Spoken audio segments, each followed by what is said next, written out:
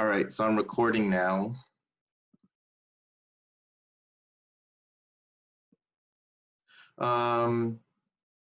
Okay, cool. So welcome to the Intermission Orchestra's Arranging Workshop number 1.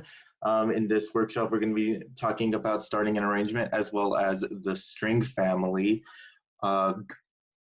Let's start by a little bit of introductions with your presenters. So for you guys who don't know me, I'm Daniel. I'm a third-year music major with an emphasis on composition. I'm currently in my 6th quarter in Intermission Orchestra, and this is my 4th quarter arranging. I'm a gamer guy, so a lot of my examples will be gamer related, so sorry about the anime fans out there, but the stuff that I'm going to be showing you is definitely applicable for anime and whatever else you might want to do. And I play piano and viola.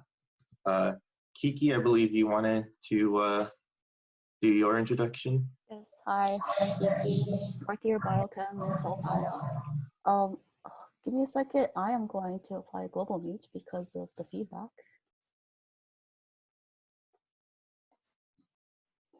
Okay, so my minor is in music. It's my 12th and final quarter of orchestra. I've been here since freshman year in my 11th quarter arranging. I'm kind of a closet gamer and closet weeb. And I can play clarinet and piano, but not very well. Fun fact, I can turn your voice into a fake Vocaloid. And there's me and my dog. Awesome. So thank you, Kiki. Kiki will be interjecting every once in a while to help me. And she's also helped with the redoing of the slides for this quarter. So just a little bit of an overview as to how we're going to structure these workshops is that we're going to have these kind of bi-weekly lectures where, like how we're having right now, where we're going to have a specific topic we're going to talk about, whether that be muse score or good score etiquette, etc. Stuff that you should be aware of as an arranger. And then we're also going to talk in depth about an instrument family. And hopefully you can get more familiar with instruments you might not actually play. And then every other week in between the lectures, we're going to have little discussion sections at the same time where we're going to showcase our progress on our pieces so we can give each other good feedback and we can, grow and work off of each other.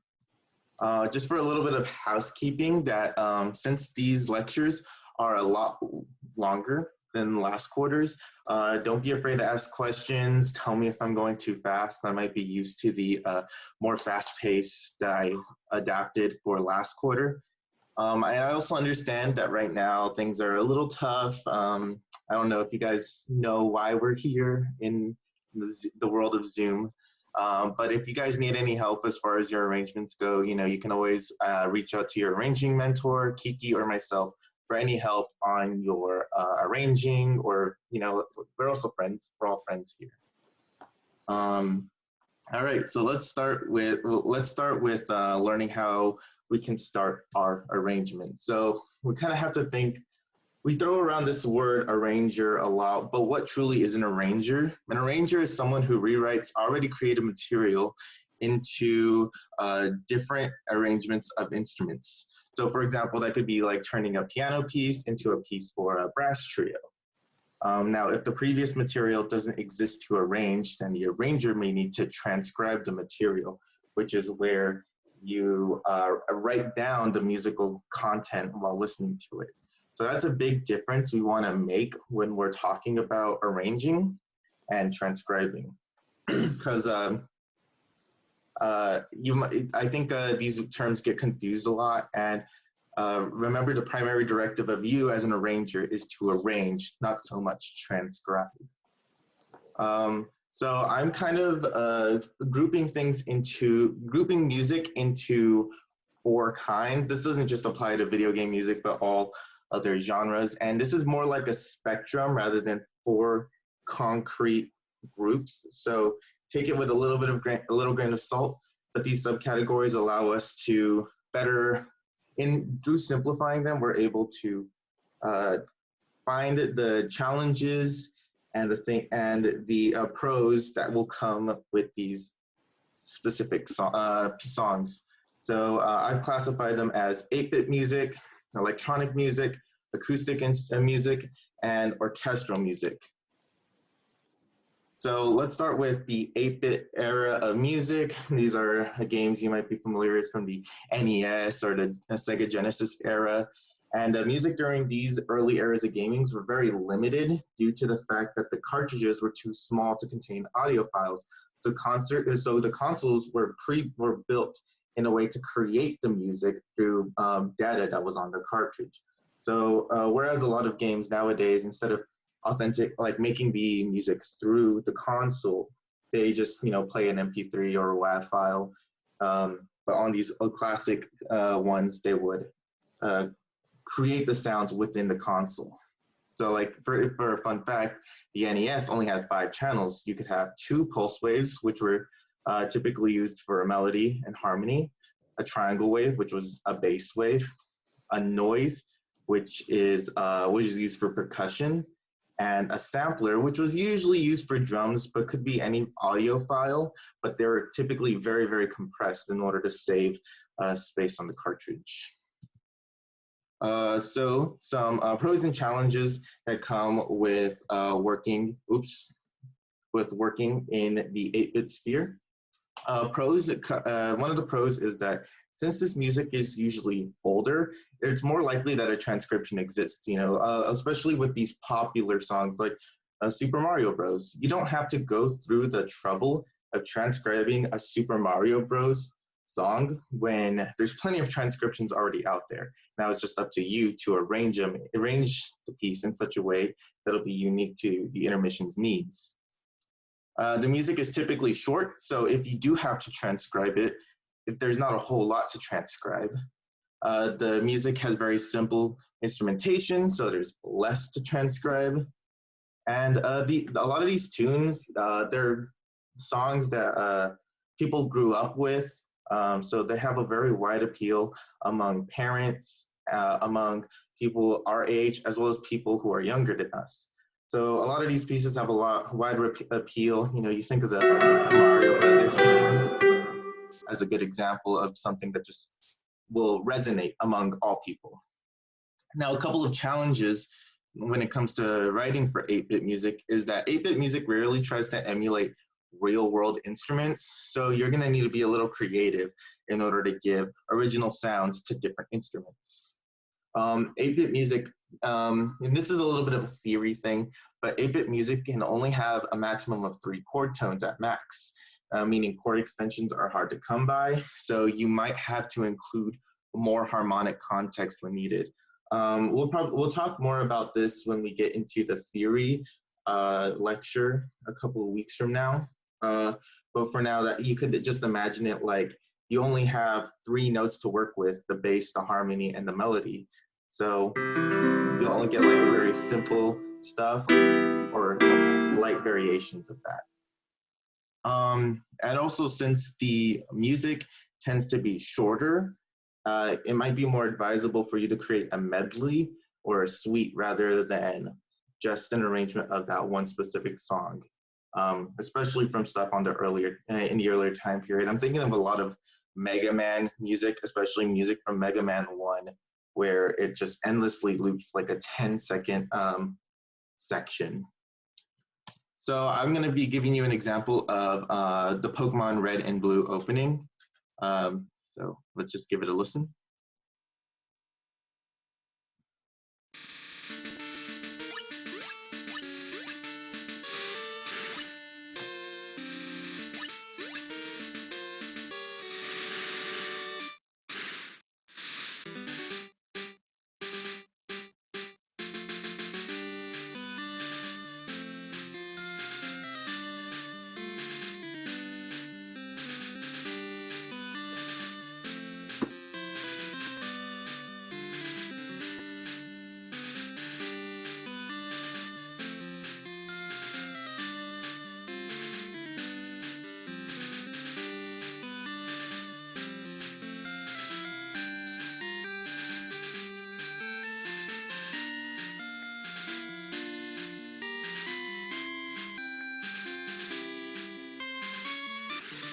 Okay, so Yeah, so you can hear that within that piece, there's kind of a couple of distinctive sections. Of course, we have this big opening, the da da da da da da, but bouncy kind of opening moment, and you have this fanfare, right, going into the ba da da da dun dun da da dun dun da da da da da da. It's very big, triumphant, and then we have this second section, which is a little bit more a little bit more, how do I say, romantic and kind of dreamlike. And so it's your job as an arranger to hear those things and figure out how can you make that in the best sort of way. So here I am going to show you a arrangement by Andreas Soto. It's just a fan medley of Pokemon where he arranges this specific part.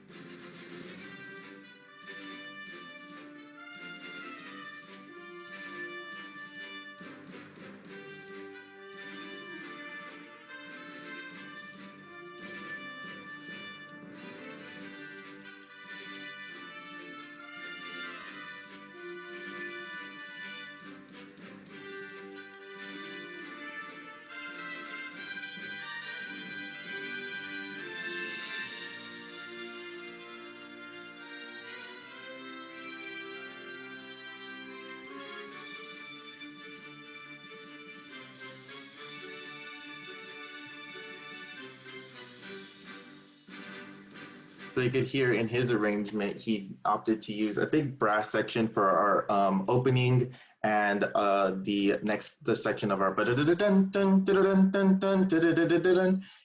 when he goes into the part, he opts to go into a lush string section to really highlight the beauty of that moment.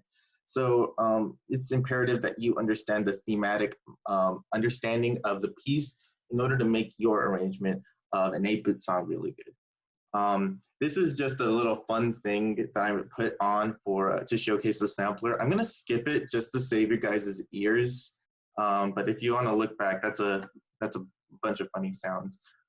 Quick timeout. Are you guys hearing the examples well, and everything sounds good so far? Yes, it sounds perfect on my end. Sounds good. Awesome, thank you. All right, so let's go ahead and chug along. Next, we're going to have what I classify as electronic music. Many modern games opt to use electronic sounds to expand the sound that 8-bit offers. It tends to be a favorite for indie games since most studios are unable to afford to give a composer an orchestra to work with. Electronic sounds can be created in such a way to create unique textures and timbres that acoustic instruments cannot make.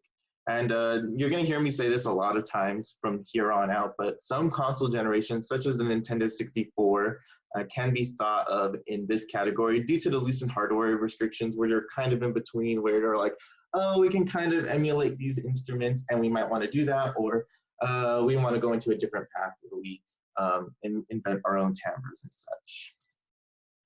So here's the pros and challenges when it comes to electronic music, is that the textures available in electronic music is a lot more vast, and because of that, it's a little bit easier to give instrumentation to these parts than on 8-bit. And music is complex enough to better incorporate into the whole orchestra. So whereas 8-bit music might be limited in its channel space and you have to add all sorts of new little bits and pieces in order to make it fit for an orchestra, it might be a little bit easier for electronic music. And some electronic songs include acoustic elements, which give you a better idea to what to focus on.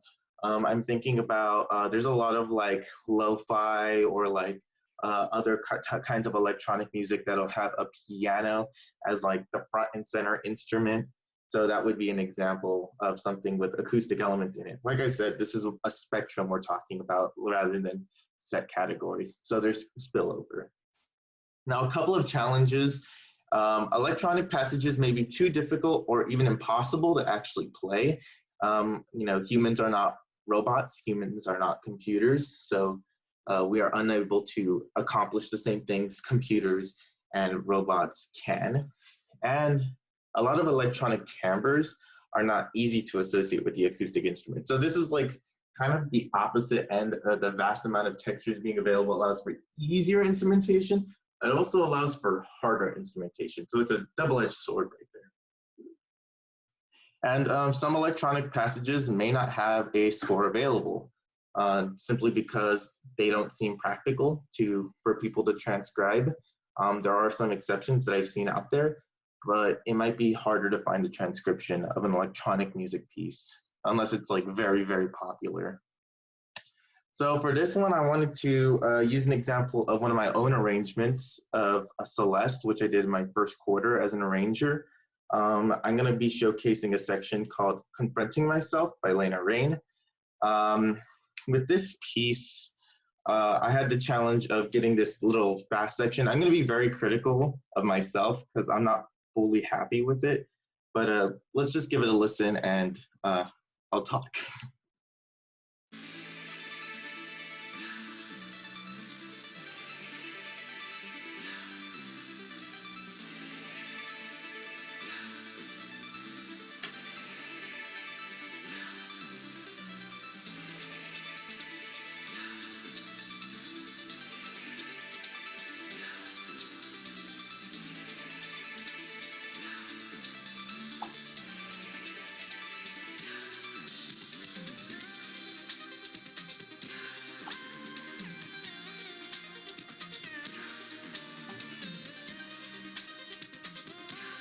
I think we can stop it there. So when it came to me wanting to arrange for this, I had a couple of ideas as to how I was going to do it. Obvious things, the most obvious standout thing was the voice, the choir. That seemed really obvious. So that was the main showcase. What was a little bit more tough was stuff like this arpeggiating bass. You might have heard that. So I thought maybe you could have a piano and a clarinet duo over that. So you had the kind of, because that's texture that that instrument had was a very fuzzy one, and maybe that could be emulated through the clarinet, and then the piano could back it up. The bass, I felt like the bass section could have been done with the brass section, so that's what I did. And I gave the melody to the strings because I thought that would sound really pretty on the strings. Now, I don't actually have the actual recording that we did, so I'm going to be using the cruddy MIDI that I have. Oh, no. Okay, what, hold on. Oh, I didn't write down the, oh, I did write the time, the timestamp. I'm dumb. Okay, so I'm going to just fast forward to the part, and I'll give you an example. I'm not super happy with it. I'm not bragging about this because it's a cruddy MIDI thing, but I'll give you a listen. Bye.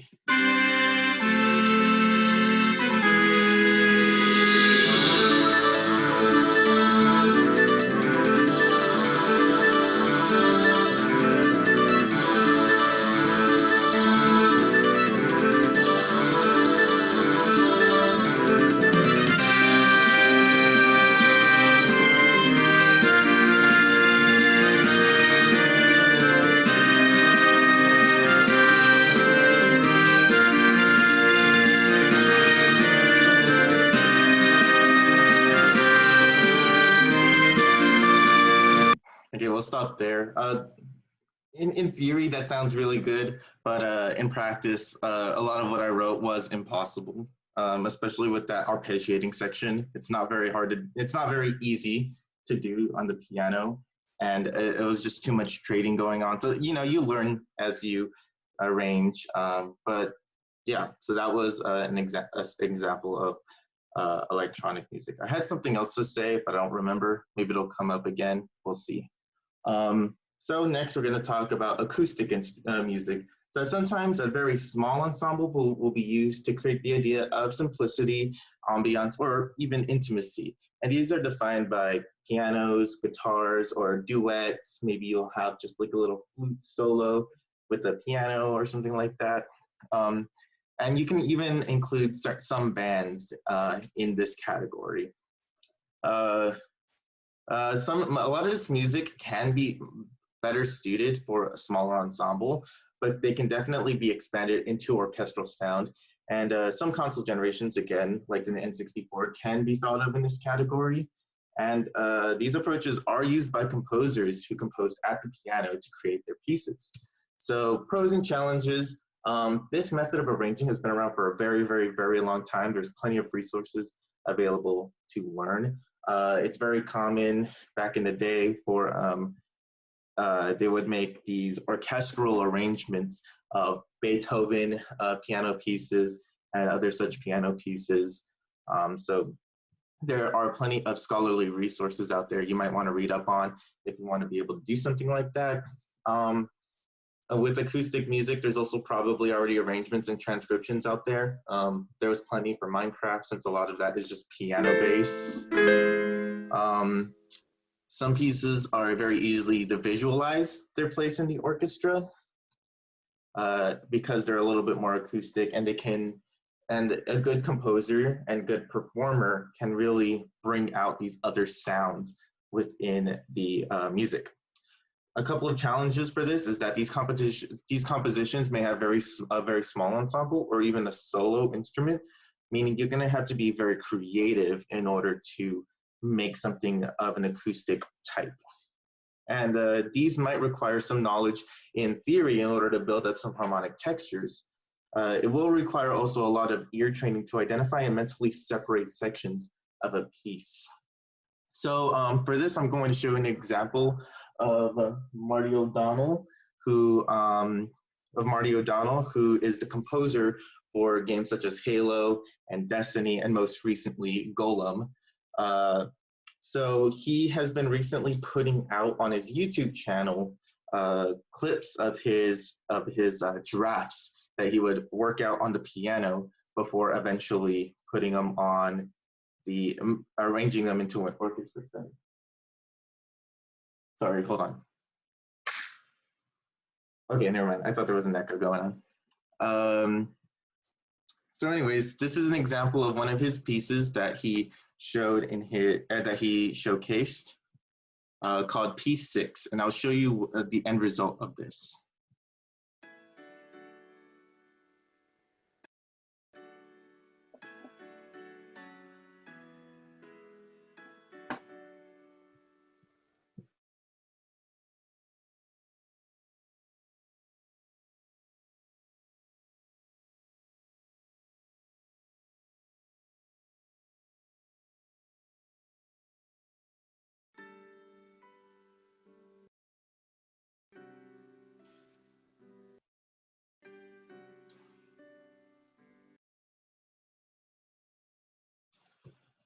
Okay, so this is what it came out to become, which is his Music of the Spheres, The Ecstasy, also Jupiter.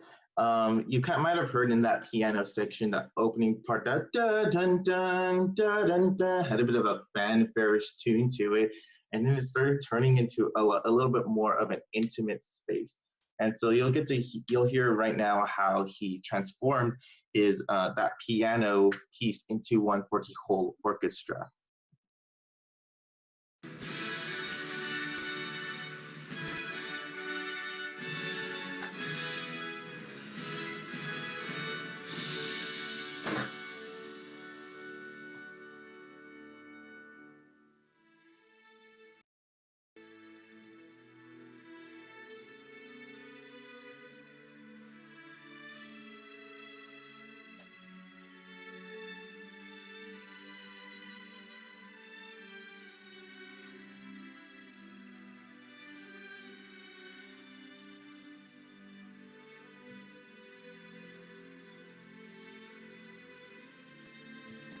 So that's a little bit of like a simplistic way of showing it, in that it was a big fanfare thing. So you're gonna throw big, bright brass sound and very heavy low brass and low strings hits for the bass line.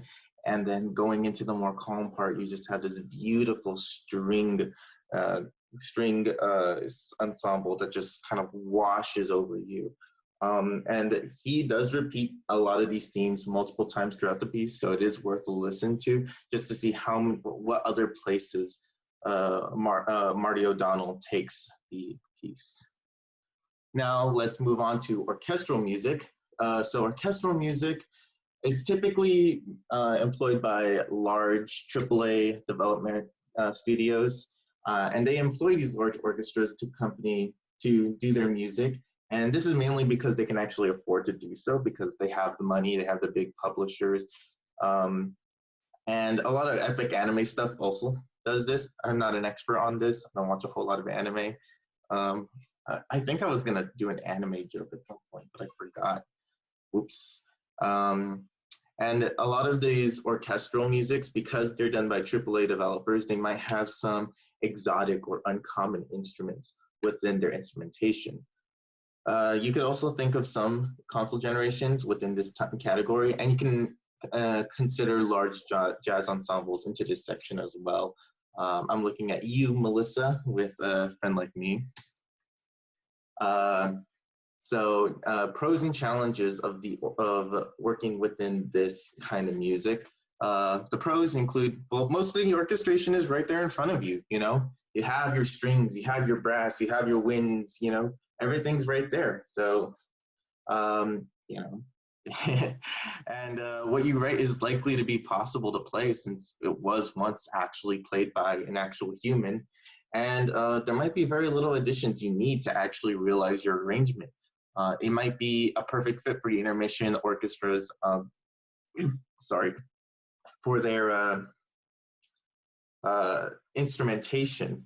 So you don't really need to add a whole lot. Now, but a couple of challenges that might come is that it may be very difficult to hear out individual parts since the orchestra can easily overshadow the part you're looking for.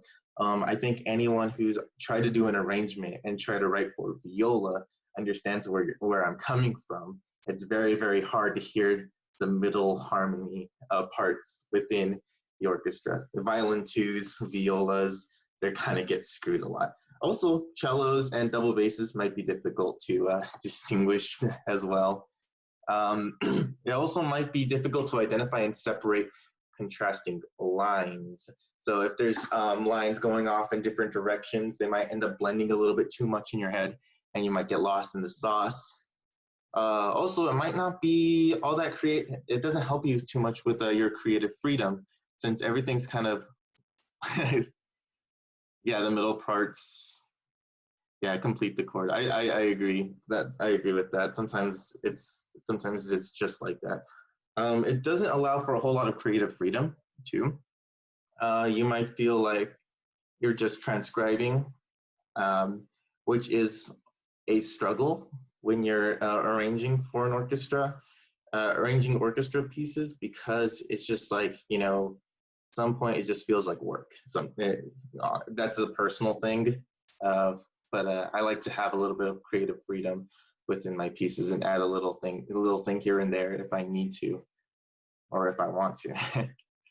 Certain arrangements can be difficult to translate to the intermission orchestra's needs. So you might have an arrangement of a string orchestra, but you have to remember that the intermission orchestra requires you to have brass instruments and woodwind instruments and wind instruments. So you will have to make changes to the arrangement in order to suit those instruments. For example, Halo is a string ensemble piece and string and percussion, and that's it. So I had a lot of trouble writing, especially for the brass section. So that's just an example, a personal anecdote. So I'm going to give you an example of an arrangement. This is the Elder Scrolls theme from Elder Scrolls 3 Morrowind. I'll just let you listen to it.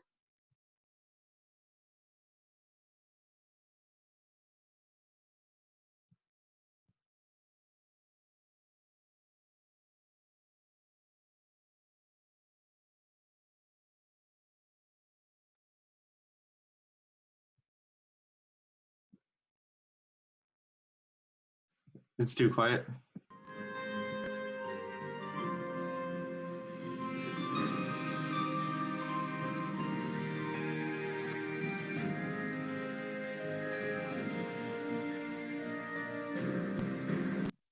Okay, so let me talk about the context of this. So I haven't played Morrowind, so this is just from what I've seen. Morrowind takes place in a more like medieval, like stereotypical medieval setting. So you have, like pointy hats and all that. So the instrumentation is meant to reflect that kind of a medieval feel. So you have, these plucked strings, the harp, and very slow moving strings. So now Jeremy Soule, the composer of this piece, when having to work on Elder Scrolls V Skyrim, had an interesting challenge where he had to write that piece into a context that fits the setting of Skyrim. Skyrim being set in a more Norwegian, Viking-inspired area, cold mountains and such. So it is a bit of a challenge to kind of have to rearrange that piece into something in a different context. So I think Jeremy Soule does a wonderful job in his rearrangement of it in his piece Dragonborn, where he opens up with new material and then transitions into that Elder Scrolls theme. We're just going to hear the Elder Scrolls theme part of it with this example.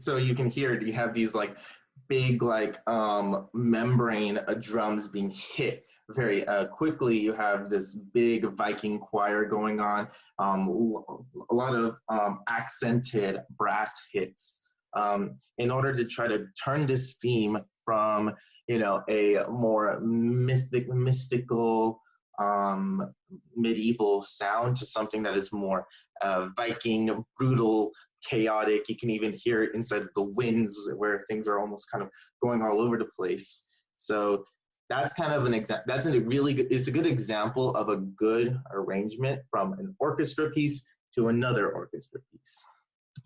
So you might have, at this point, already have an idea of what song you want to do, but you want to keep in mind of a couple of things before you are dead set on that particular piece.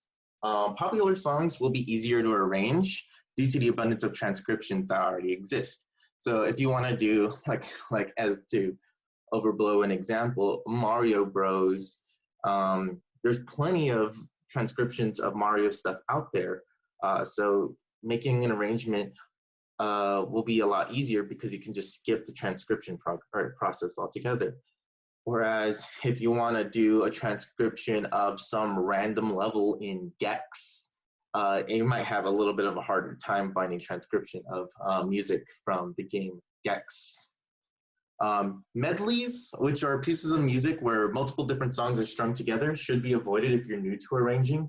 Transitions are very difficult, especially between songs of different keys. And this is also really difficult for new conductors, where they have to change out their time signatures often too, at time signatures and tempo. Shorter songs should be repeated. I remember, I think it was a couple of quarters ago, we did an Animal Crossing piece, and they opted to have it repeat once, which I think was a very good call by the arranger. Shorter songs, oh, I already said that. And suites, they should be no longer than 8 minutes, just because I think past the 8-minute mark, the quality of, unless you're experienced, quality of the arrangement starts to go down, and it becomes very difficult to rehearse. So, I mean, this is more of a personal rule, and I've tried to adhere to that. You don't have to. If you think you're good, I mean, I'm not going to stop you. If you're good, you're good. But I mean, I'm not that pro. So 8 minutes is a good rule for me. Skip. So again, I'm going to hammer this again. Arranging versus transcription. In intermission orchestra, you're expected to arrange, not just transcribe.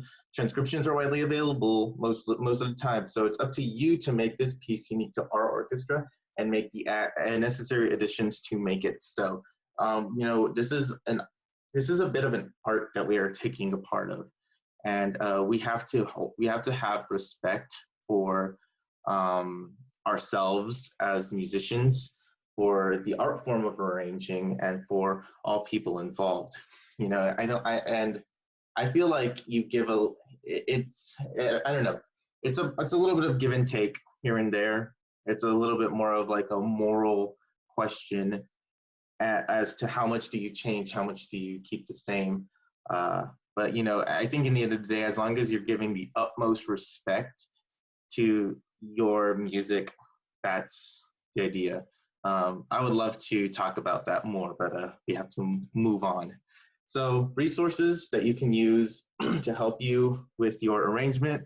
YouTube, of course. A lot of games don't have an official soundtrack, especially Nintendo. Nintendo is very notorious for keeping their music under lock and key.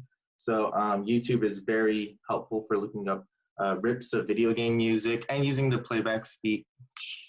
Playback speed, you can hear faster passages better. So I like, for example, that clarinet arpeggio in Celeste. I had to use the playback speed because it was just undoable. MuseScore.com. So MuseScore.com is a site where people who use MuseScore can upload and share their pieces, and this is where you can find a lot of arrangements. So look at MuseScore.com and you can find a lot of good arrangements of, well, maybe not good arrangements, but you'll find some arrangements of what you're looking for. You're gonna need some notation software to create your scores. There's plenty of notation software out there. You have Sibelius, Notion, MuseScore, Finale. I think Dorco is one that is used. I'm sure there's plenty else out there that I don't know about. I will be focusing using on MuseScore. We will have a MuseScore workshop in our next lecture. And that, the reason why we use MuseScore, I'll talk about it more then, but it's mainly because it's free and it's easy to use. So, and yeah. And then there are audio manipulation things like Transcribe and Audacity. The software Transcribe, Kiki uses it for her pieces. I'll let her do her little pitch of that. Okay, so let me share my screen. Can everybody see this? Yeah, you can see it. Okay. Give me 1 second. I'll need to turn on my screen sharing audio.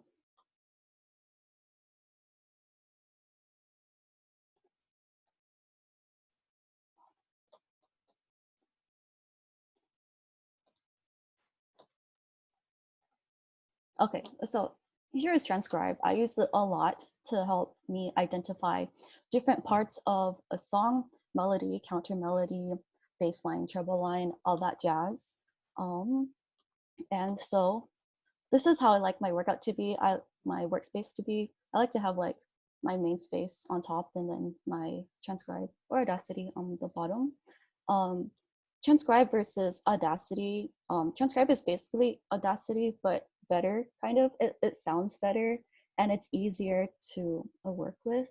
And the way we can get this is that several one of us have already like bought Transcribe. It is paid, but we have like codes that we can share. So if you want to get in on this, you could ask us for a code and then we'll like split price. Anyways, I like to use it a lot, especially to slow down the speed. As you see right here, it's really smooth. And to, what's it called? Change key signatures. A lot of the times, like vocal pieces aren't in the range of our choir. Sometimes our choir is higher, so I move this higher. These are semitones, by the way, +4 semitones. Here's the volume and all that. But what I like most about this is the karaoke function. And I will show you an example. Here's what something sounds like normally.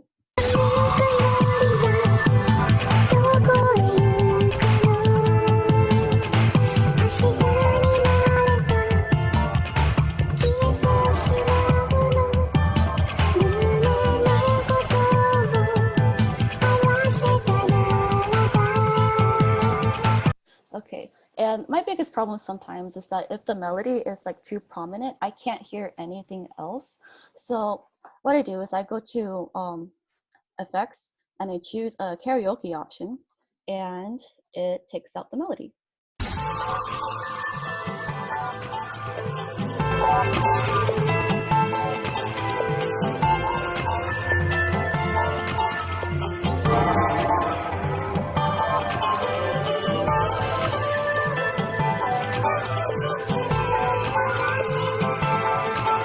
All right, could you guys hear that okay? Yeah. Yep. All right, and this is especially helpful, especially if you have like trouble with like choir chords or hearing just like chords in general. You heard in this karaoke version the piano chords, which helped me a lot, and helps you figure out like what to give choir. You can't really hear the chords, so this part is just really helpful. And to identify like other parts, let's say I really want to hear the bass line. It's super hard for me to hear, but I don't know like what the heck to write. What the heck should I do? So there's an equalizer function here, and you basically alter levels of pitches this way. Here on the x-axis is like the pitches. There's C4, which is a middle C, and on the y-axis is the volume. So the ideal like range for like our current bass line, contrabasses, and electric bass is within like this range, and everyone else I put on the bottom. So let's hear how that sounds like.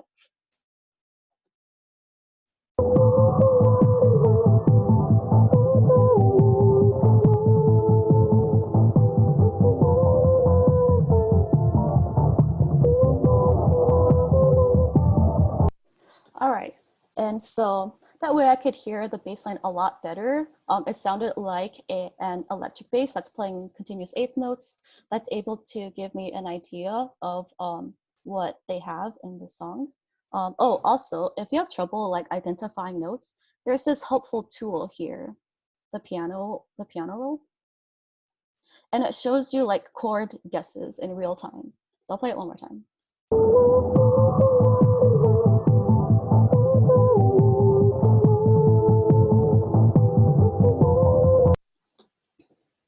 And so this is also like really helpful to have, especially if you have a hard time like listening to things. You could also play along.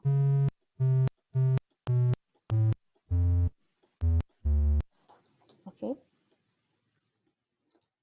And this will also help you get started with like writing music. What I usually like to do is like start with the melody. So here I have it.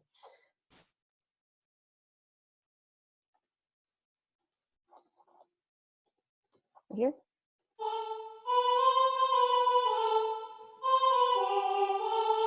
And as you heard in the karaoke version, it also gave me some of the harmony. So here I have it right here.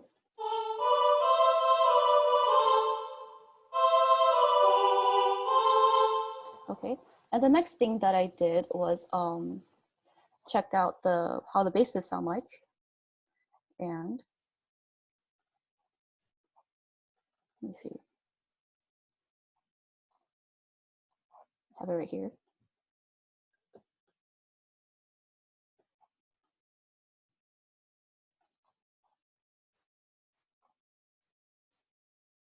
Or it should be right here, not in that exact spot, but you get the idea.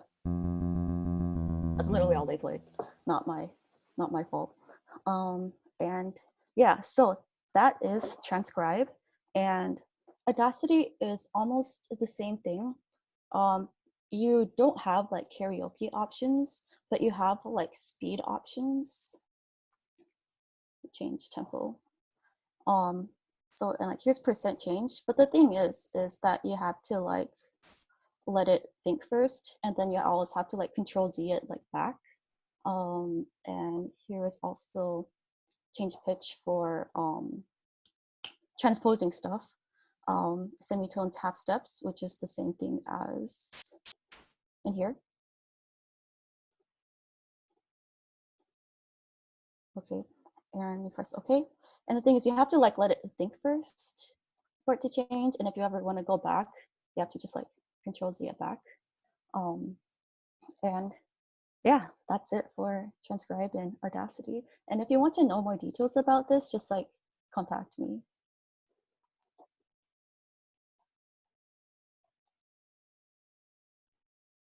All right, Daniel, I have to throw it back to you. Sorry, I had to get things set up. All right, let me make sure that I still have my sound, share computer sound. Okay, cool. So yeah, thank you, Kiki. And other things that are resources out there include chord charts. I use, sometimes a lot of them are available on like chord websites like ultimateguitar.com is a good resource I use. And using these chord charts, you can plot out and figure out how if harmony's already there. So for example, I have I recently made an arrangement of Jubilife City from Pokemon Diamond and Pearl, and I had to write out these chords.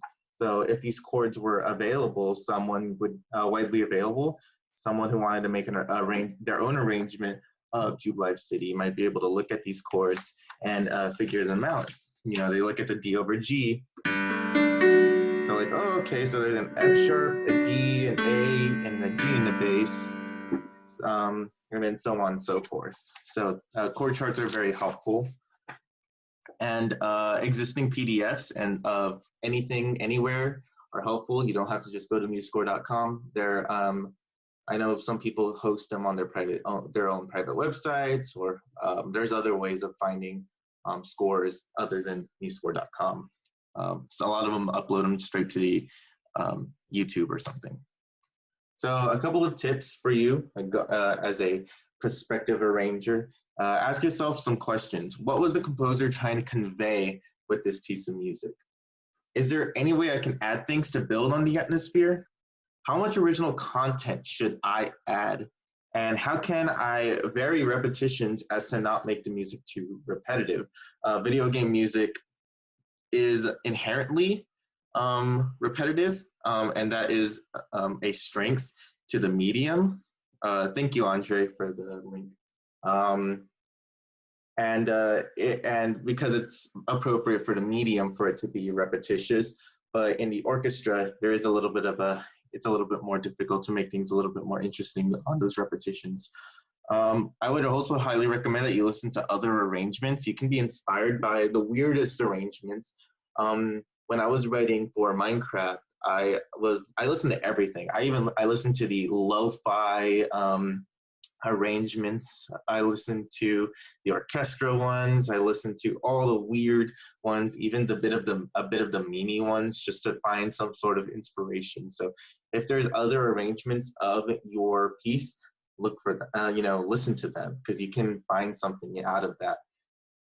And when you're starting it, you can either tackle it a section at a time or a part at a time. So you might, for example, if you want to focus on parts, you might want to focus on the basic structure of melody, harmony, percussion, and bass. How I would go about it is, for example, in the Not Confronting Myself, it's like To the Summit or something from Celeste. I would sit down and like, okay, I need the melody. Figure out the melody out, and then figure out the chord from that. That's the harmony. Oop. Or something like that. So, and then percussion, just figuring it out part by part, piece by piece. Or you can tackle it a section at a time. So maybe you're doing a orchestral piece and you want to focus just on the strings. That's fine too. I don't think there's any wrong way to approach an arrangement. Just, I think, think retroactively. Don't think proactively, and try not to do too much transcribing. It can be very easy to get lost in the transcribing and not doing the arranging. Now, I like to arrange and do all that stuff at the piano, but Kiki, for example, she is not a piano player, so she likes to pick up the lines and instrument and write them down in music score. That's helpful for you, but for her. And you know, like I said, there's absolutely no wrong way to do it as long as it's the best for you. So other tips, audio editing software, we already talked about Audacity. I would highly recommend that you watch or read interviews with the composer, learn hotkeys for your software. I have a link towards the MuseScore ones. We have links to the Intermission Arrangers Guidelines and the ranges of the instruments within the Intermission Orchestra. And so that's it for that section. We are running behind it, so I can't really go back to anything. So we have to push forward. So we're going to talk about the string family. Here they all are in their beautiful woody goodness. We have our from left to right, the violin, the viola, the cello, and double bass. A couple of terms you might want to know when we're talking about these instruments is the idea of the bridge, which is the point of the instrument where the strings are suspended from. So that is this wooden area in between the little F holes right here. You have the fingerboard, which is the long and black part of the instruments that the strings hover over. So this is right here, this long place where you would put the fingers on. There is the act of fingering, which is the act of placing a finger on a string against a fingerboard. There is the idea of open strings, which is when you play a string without fingering. And there is bowing, which is the act of drawing the bow across the string. Here are the ranges for these instruments and their respective clefs. Violin being a G3 to E7 instrument, which is a very high range. That's like a, let me see, that's 4, 5, 6, 7. That's a range of 2. Sorry. You have the viola, which is a alto instrument, which has a range of C3 to A6, which is, I believe, you have the cello, which has a range, which is a bass instrument, and a range of C2 to G5, which I believe is.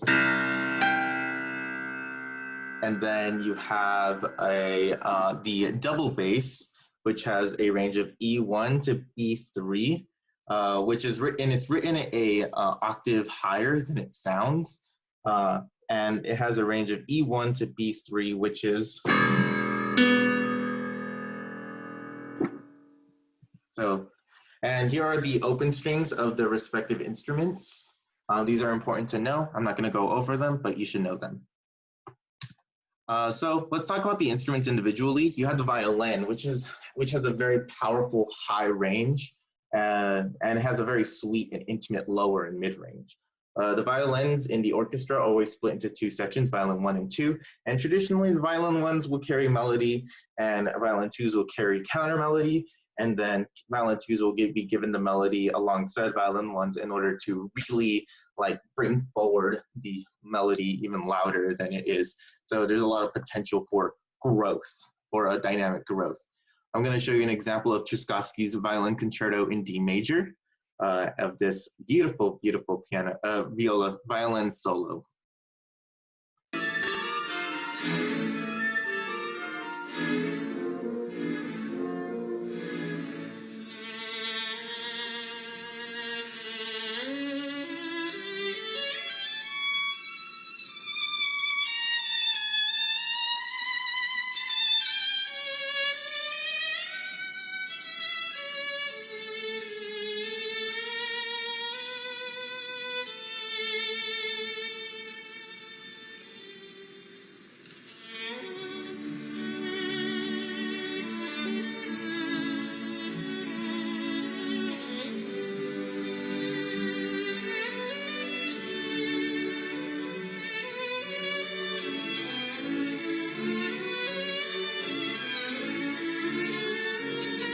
That's enough of that. So the violin, beautiful instrument. Now the viola, which is a slept-on instrument, if you ask me, it has a very subdued and mature tone to it. It is perfect for sections like with beautiful mid-range parts. Shifting isn't as common as on the viola, so you can get some really pretty slow sections out of it because the instrument fits into a certain range where it can really bring out the beautifulness of this, middle range section. So here's an example of a a viola showcase in Benjamin Britten's The Young Person's Guide to the Orchestra.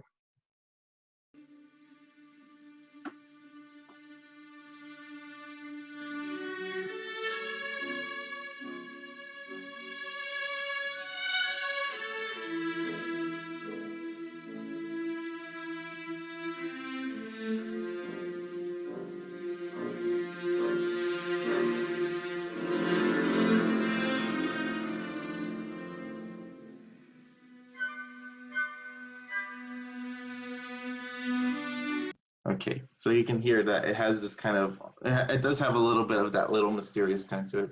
I think what I'm trying to say is I'm biased. Uh, violas usually play harmony. Yeah, violas play harmony. Violas play counter melody. Violas can do anything that any other stringed instruments can. I mean, I don't think you should relegate any instrument to any specific thing. Um, we'll talk a little bit more about that a little later. But when you have these wonderful instruments that are so dynamic and so versatile, I think shoving like violin is the melody, and violin two is the harmony, and viola is the counter melody, and cello is the bass, and bass is the bass. I think that is a disservice to these instruments, and frankly, a disservice to music. So, traditionally, do violas play harmony? Yeah, they also play counter melody. They also play melody. I don't think so. You're fine writing harmony for the violas, but I think, and this applies to all instruments. Don't be afraid to experiment and push forward. And I'm going to show you some examples later on that can kind of subdue your expectation of what these instruments can do. So cello is one of my favorite instruments in the orchestra. It's this deep romantic instrument that it can be very powerful and confronting. It has this really warm high range and a very striking low range. It's the part that da da da da in Halo. It's an incredible instrument, and I love it. So I'm going to be showing you Cello Suite Number 1 Prelude by J.S. Bach, which is kind of required playing if you're learning the cello, and it's played very beautifully by this dude.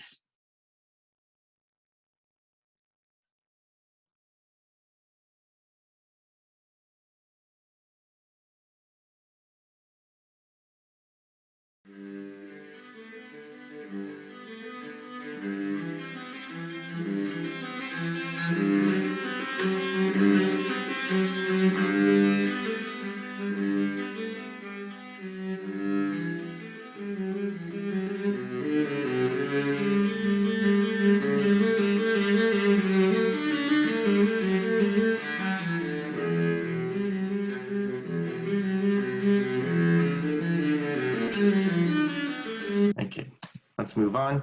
The double bass. The double bass is the deepest instrument in the orchestra next to the piano. And the double bass is I think a lot more versatile than people might initially think. The double bass is prominently used within jazz and especially the orchestra. It has a very bouncy and fun pizzicato and is surprisingly versatile due to its massive nature. You can do all sorts of crazy stuff with it. So the double bass, wonderful, wonderful instrument. I'm going to show you an example by Schubert. This is called, pardon me if I say this wrong, Arpeggione Sonata Number 3, Allegretto.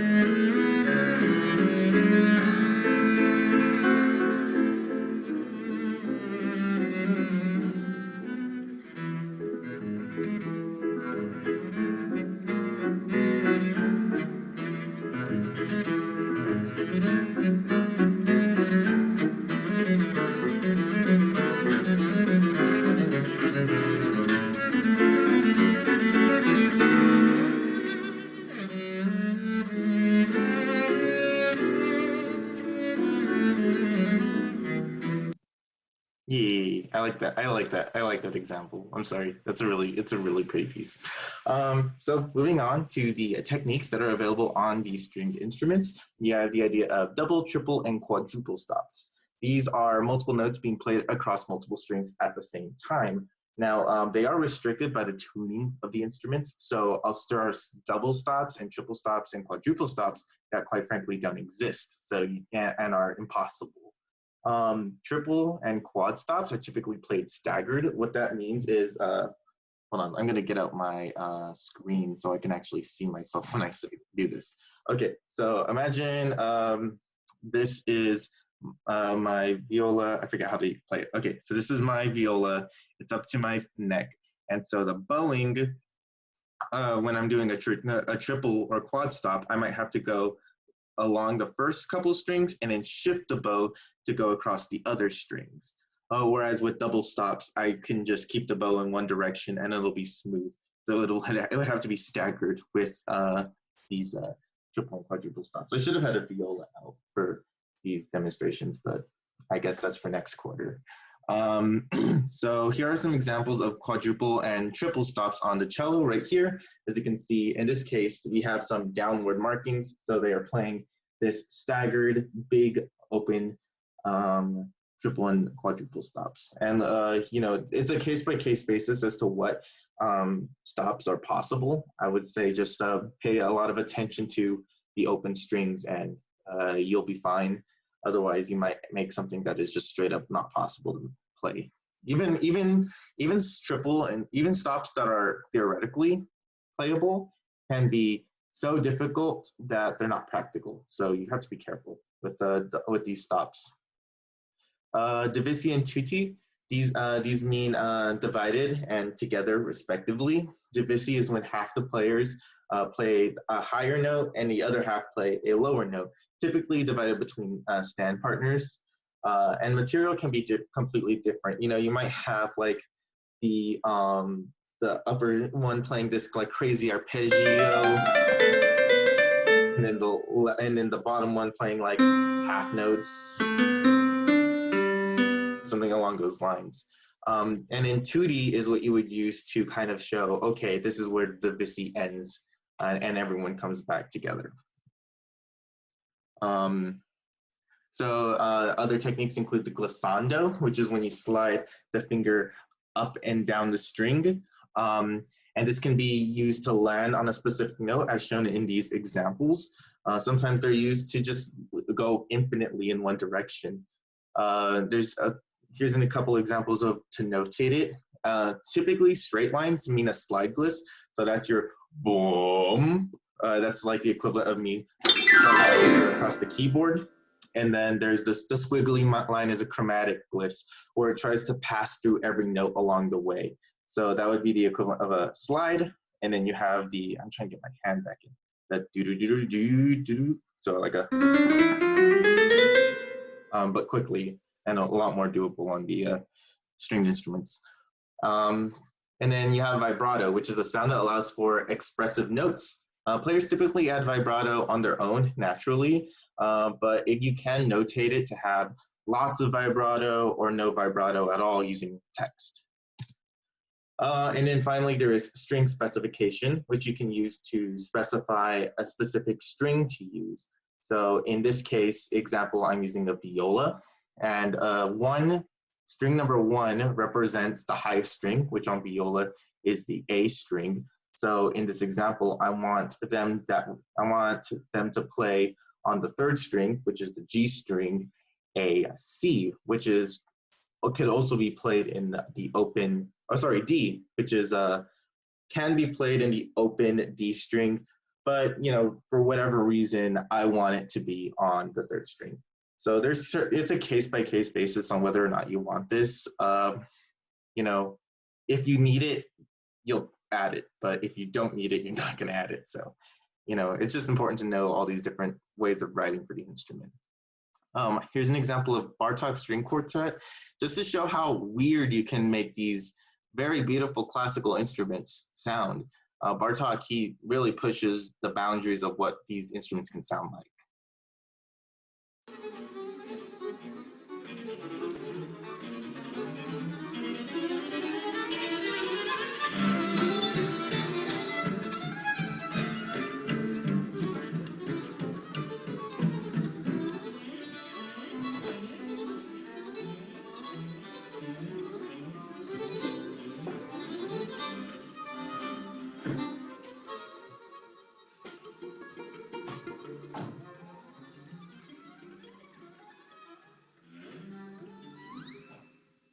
Yeah, so these instruments are versatile, and that's what I'm really trying to get into your mind, is that these instruments are more than just what they seem on the surface.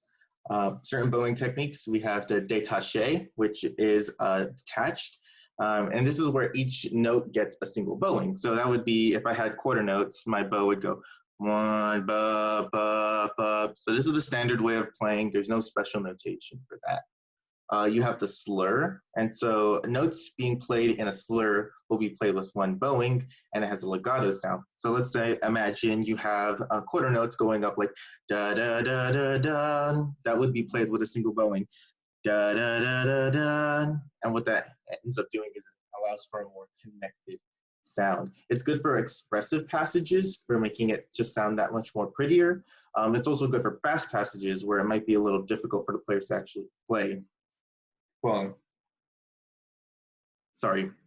Keep in mind that players only have so much bow, so longer slurs may be played quieter, and if it goes on too long, staggered bowing might be used.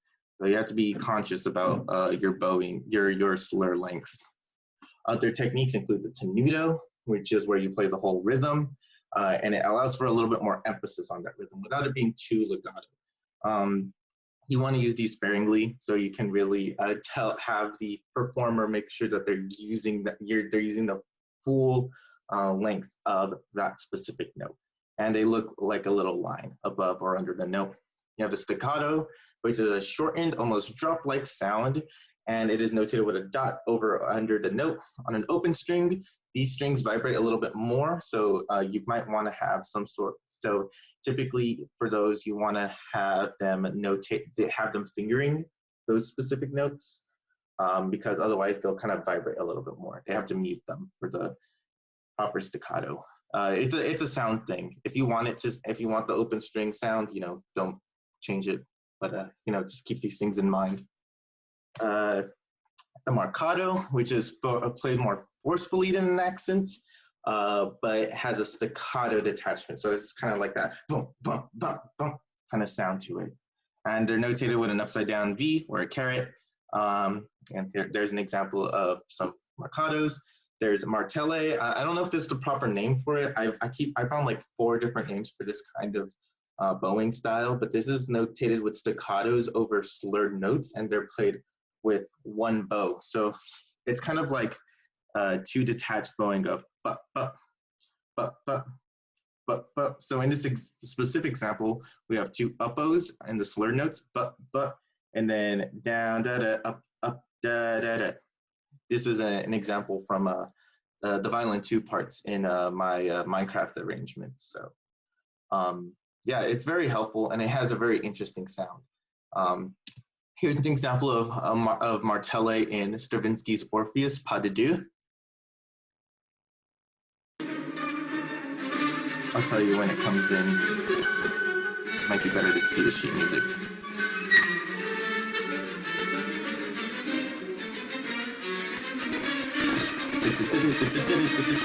So you can see it. Okay. I don't know if you guys saw it because I think the full screen was being a little slow.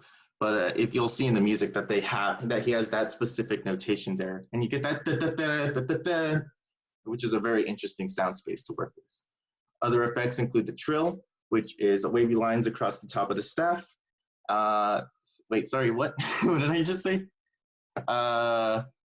Okay, so the notation for the trill, you'll have a little TR, and you might have squiggly lines to show how long the trill is or whether it goes over multiple notes. So in this example, you'll see that in the first note, there's no trill. The second note, we have the trill, but it ends before it goes into the third note. Excuse me. I don't know what's going on with me right now. So the effect of the trill is when you rapidly alternate between the note indicated and a note directly above it in a given key. You might hear this in the piano like a.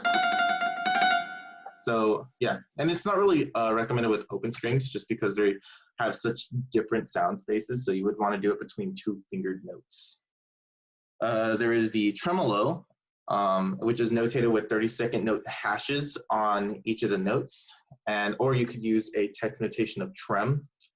And it is played by rapidly moving the bow back and forth across the string, typically at the tip. So it's kind of like a fast sawing motion. And that's when it's played on one individual note.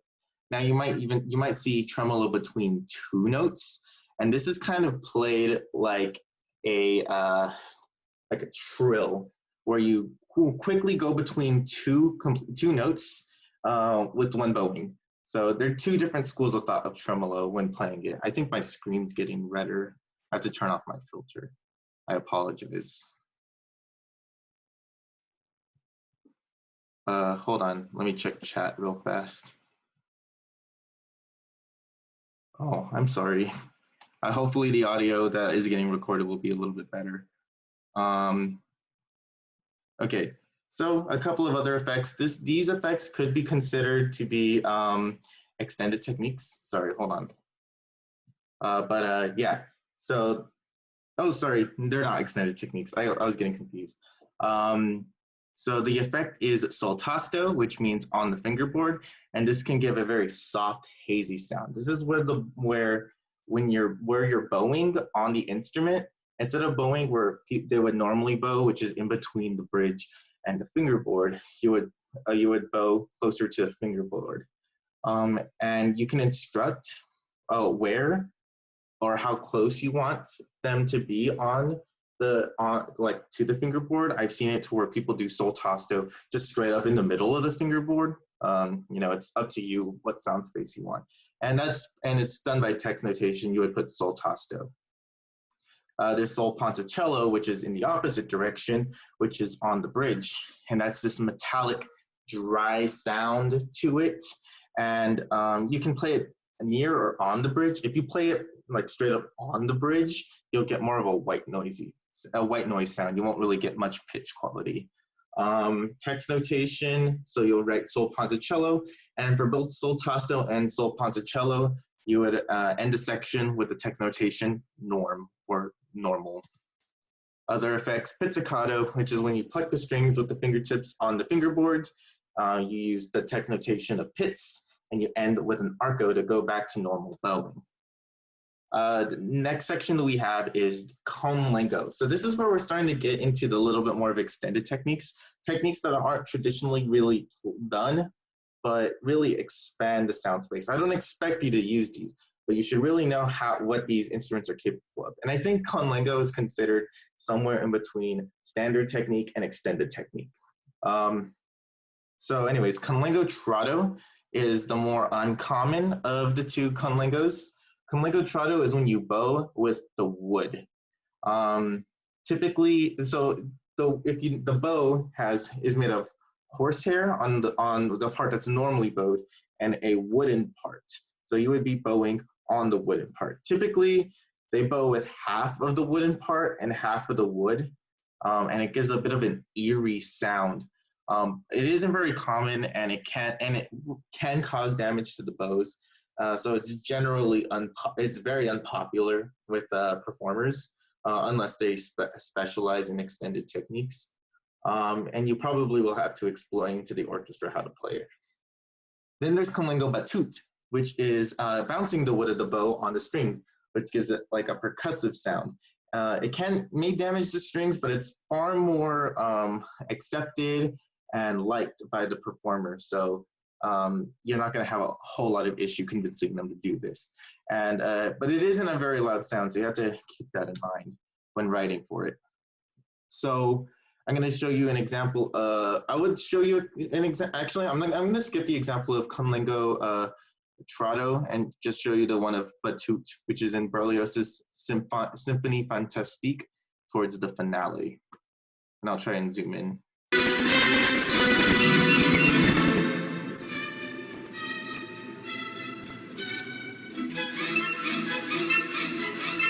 Right here.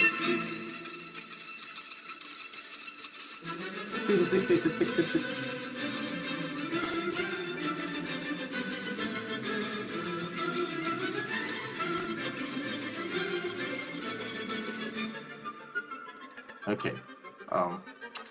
My computer's being a tad slow. I think there's just too much going on.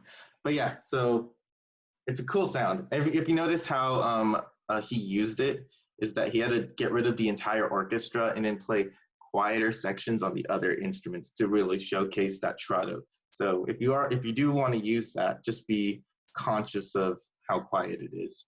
And here's a list of just straight up extended techniques. These are techniques that are used very rarely and are, not commonly used. So you have the snap pizzicato, which is when you pull the string and you release it so it smacks the fingerboard, which gives a really cool percussive sound. It's probably the most chilled out, maybe not the most chilled out, the more common of everything on here. You have the microtones, which are playing between notes. I don't think you'll ever need to use these in the context of intermission, but they're there. You have behind the bridge. So this is the sharp, shrieking, pitched, eerie sound that you can get when you bow the strings behind the bridge. So that's like kind of going sol ponticello to the max, and then you end up just straight up behind the bridge. And you can hear this this was popularized by the Psycho theme from the movie Psycho by Alfred Hitchcock. So I have an example of there that you can hear on your own time. Actually, we can have a little bit of time to hear it.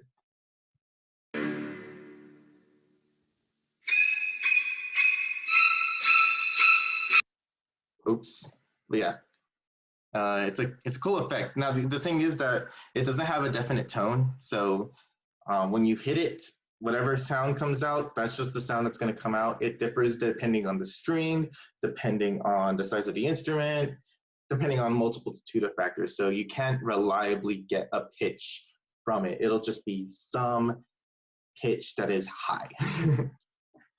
Silent fingering, which is when you finger the fingerboard really hard with no bowing or pitzing, and then knocking. This is just straight up just hitting the instrument, which is used in a lot of contemporary pieces and is very popular to use on the double bass. So a couple of things to avoid when it comes to writing for these instruments. Big quick movement on larger instruments, especially the double bass. You don't want them to, because their hand span, I think, can only reach maybe 4 semitones. There's a bassist in the chat that can tell me how far you can reach with your hand as far as note-wise go. But it's a little hard to do quick movements compared to something smaller like the violin. Certain stops are not possible. I've talked about that before. Fast pizzicato, the finger can only move so quick, and sometimes pizzicato is just not easy for some people to do. I'm not particularly good at fast pizzicato, so long, fast sections. This is mainly for the case of, thank you, Melissa. Finger 1 to 4 is only a whole step. Wow. Okay. So long, fast sections. They can. This is mainly for the amateur orchestras. They just get really tiring and they're difficult. And I think in the intermission case, a lot of people don't practice, so they tend to not sound super duper polished unless they're really hammered in during rehearsal. Impossible slurs. Remember, it's a single bow, so keep out for them. Ugly scores. I mean, I think this is universal. No one wants an ugly score. The easier your score is to read, the easier it is to read, quite simply. So you'll waste you won't waste a lot of practice time if your score is nice, easy, and readable. And we'll talk about that during our last meeting. This is something that always comes up. I'm guilty of this when I wrote Celeste. A lot of new time arrangers like to write staccato tenutos. Don't, because they're a contradiction. They don't make any sense. They confuse the players. And you're better off just writing détaché, so just without any sort of articulations.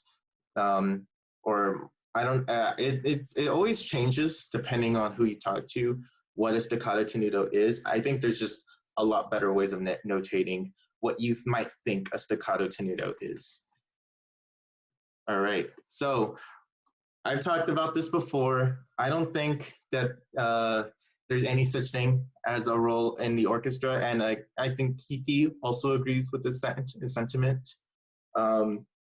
It's just like the instruments, they have a traditional role, yes, but these roles can be expounded upon because these instruments are so incredible and so diverse that you can make some incredible sounds with them. And relegating them to a specific category, I think, is a disservice to the instrument and disservice to music. So contrabass can play melodies too. You heard that beautiful duet between the double bass and the piano. Like, it's doable.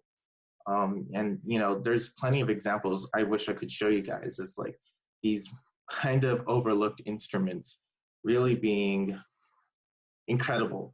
It's hard to say like how excited I get about some of these instruments that move past their perceived status, perceived ability. So if you want to talk about roles, you know the roles. You've heard the roles. Violin 1 is the melody, violin 2 is the harmony, viola's harmony slash counter melody, etc. You know it by heart because you've heard the music for so long of different orchestra places that you know it intrinsically from exposure. But I want you to think beyond that and think about what would be the best service towards your music.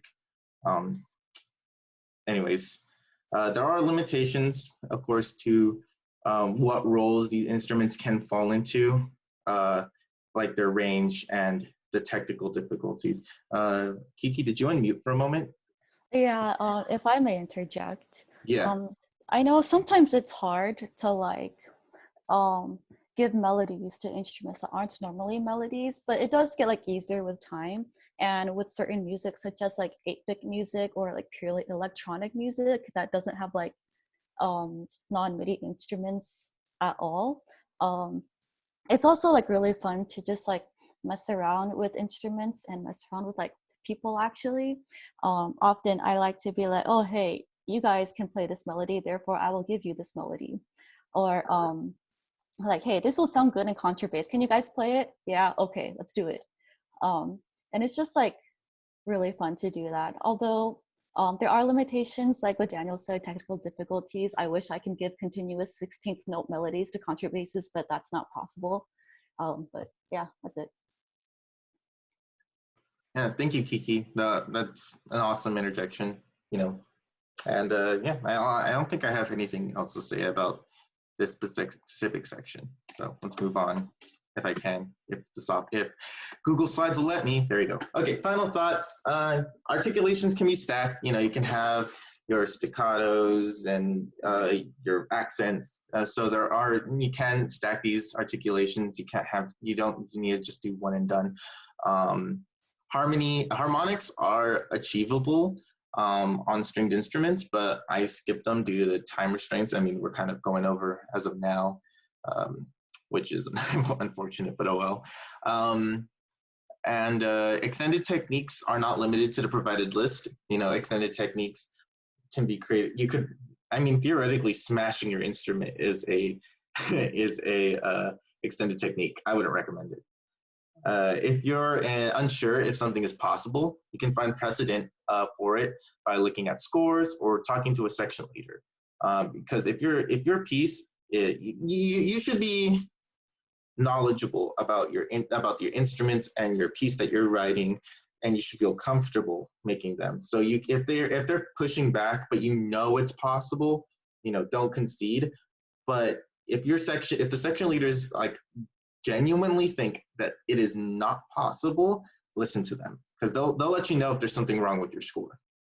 And listen to classical music with the score. I know a lot of people want to listen to your game music and your anime music and your film music, but unfortunately, a lot of this music is just not widely available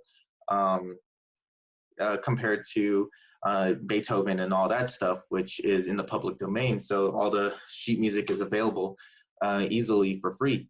So I would highly recommend you listen to this music and follow along with the score. And there's scores available in Geisel. This was written before the lockdown, so I don't know if Geisel's accessible to you guys, but there's scores there. If you want to look. Let me look at chat.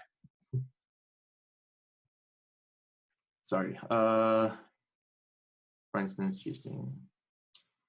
Oh, I did want to add one thing to Kiki to the previous slide, was that if you give something that isn't traditional to an instrumentalist, they'll love you for it. You know, if you give the basses and like the double basses, actual things to play, they're gonna love you for it, because they're tired of playing whole notes and half notes and just straight quarter notes. Giving them something interesting will make their days happier.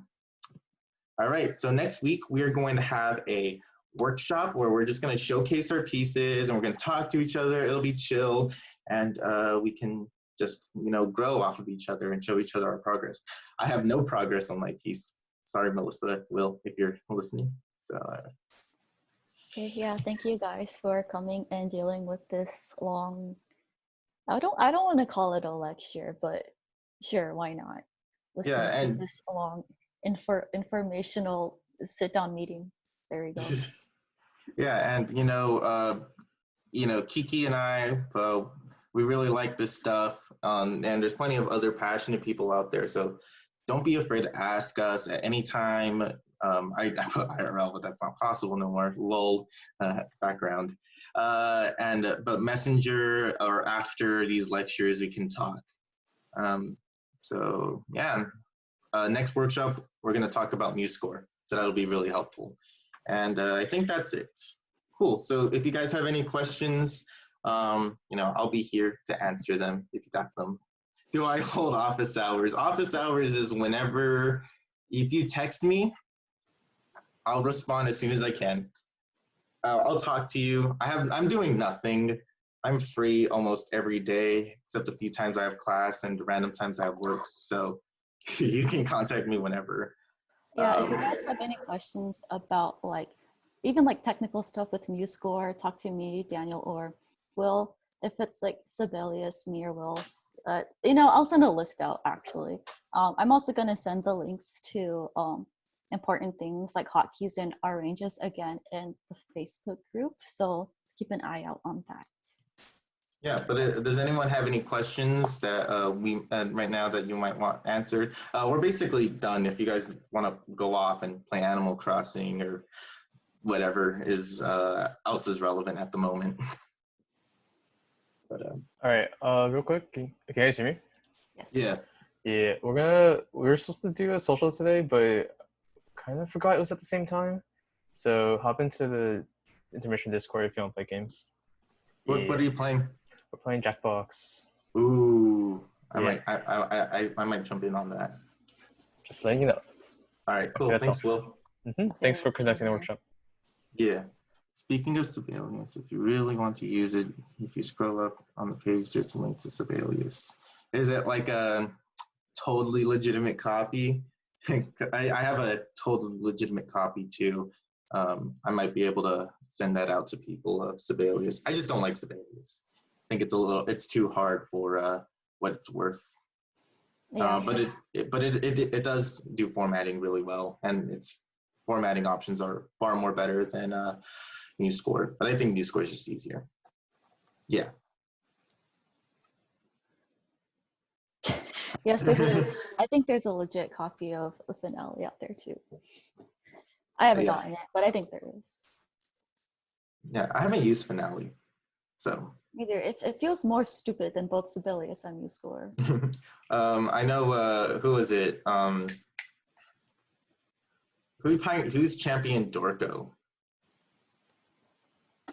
Who's the guy who's championing Dorco? Lewis. Lewis would be that one, yeah. Yeah, Lewis uses Dorco. I don't know anything about it. I've heard good things, but I think a lot of people who use niche software are always going to be really passionate about it. So I don't know for a fact if Dorco is really good or not. I would be curious as to if it is. It's Sibelius but simpler. I think that's a funny way of putting it. Sibelius but simpler. I mean, in the end of the day, yeah. Ooh, formatting. Yeah, formatting. I have a lot of. I think formatting in MuseScore has a long way to go because it doesn't do a lot of things automatically. But I mean, I enjoy doing the formatting on my own. I like making my pieces look really good. I'm really proud of my formatting on Minecraft personally. Yeah, I mean, I think whatever notation software works best for you, just go for it. But if you have any questions regarding this workshop, anything I talked about, or if you have any other questions regarding anything, MuseScore or anything, I'm all ears. If not, we can end the call and play Jackbox. I just want to say thank you both Kiki and Daniel for putting these together. They're really cool. I didn't know a lot about the 8-bit especially, so I thought that was really cool. Thank you for that. All right, thank you, Melissa. All right, thanks. Thank you, Derek. Thank you, everyone, for being here. It's always a lot of fun doing this kind of stuff. So, yeah. If you have any questions, reach out to us. I'm going to end this meeting. If anyone has anything, say now or forever hold your peace. Oh, your pieces. Lol. All right. Let's do 5. Goodbye, friends. 4, 3, 2, 1. Adios.